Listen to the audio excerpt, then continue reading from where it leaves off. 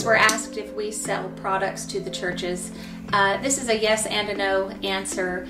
Many of the items that we specify we do not provide to the church. We are just there to specify, especially in new construction, if it is on the finish legend. We're just letting you know this is the tile we're specifying, this is the flooring, these are the lights, these are the faucets, that kind of thing. We do, however, provide our churches with very affordable church seating. One thing that we really prioritize is quality, and we also want to make sure our churches are not overpaying for anything they're purchasing.